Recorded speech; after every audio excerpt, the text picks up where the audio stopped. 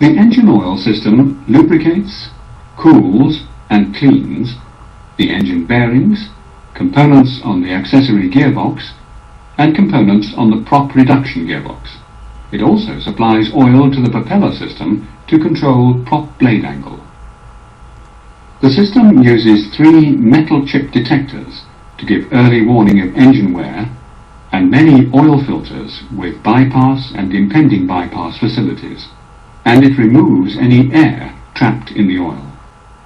There are 3 subsystems. The supply system, which uses the main vane pump to supply high-pressure oil, the scavenge system, which uses scavenge pumps to return used oil to the main oil tank, and the reduction gearbox supply and scavenge, linked to the other 2 systems, which deals with components on the prop reduction gearbox and has its own auxiliary oil tank. The main oil tank is an integral part of the low-pressure compressor case and contains the main vane pump, which pumps pressured oil to the air-cooled oil cooler. Controlled by the FADEC, the ACOC has a 3-position air inlet door and a bypass valve. The cooled oil is passed through a high-pressure filter and on to the fuel heat exchanger that heats the fuel in the engine fuel system, cooling the oil further.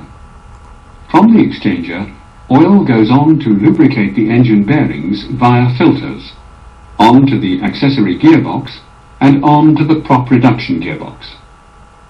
The vane pump also pumps oil to a pressure regulator valve, which regulates pressure in the whole engine oil system by comparing inputs from the pump, from the return leg and from air pressure, and outputs oil as motive pressure back to the oil tank.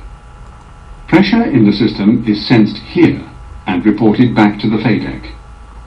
The low engine oil pressure light and the oil pressure gauge have different transmitters. Continuing the oil cycle with the scavenge system, starting at the engine bearings. Scavenge oil from the engine, from the accessory gearbox, from the prop reduction gearbox, and from the AC generator flows by gravity. Then the oil is pumped by scavenge pumps, one for each set of bearings, to a cyclonic deaerator that removes trapped air from the oil and returns it to the main tank. The deaerator contains a chip detector, useful as an indication of engine wear. The propeller reduction gearbox has its own auxiliary oil tank, fed from the vane pump in the turbo machinery section, and its own sump tank to collect used oil draining by gravity. From the sump, oil is filtered, goes through a chip detector, and returns to the scavenge pumps. From the auxiliary tank, oil is supplied to the important PCU high-pressure pump that controls propeller pitch, to the overspeed governor, and on to the PCU itself. It also goes to the AC generator and to the auxiliary feather pump, which feeds the PCU. From the AC generator, there's a return line with a chip detector to the scavenge pumps. The other components have a combination of return lines and gravity scavenging to the sump.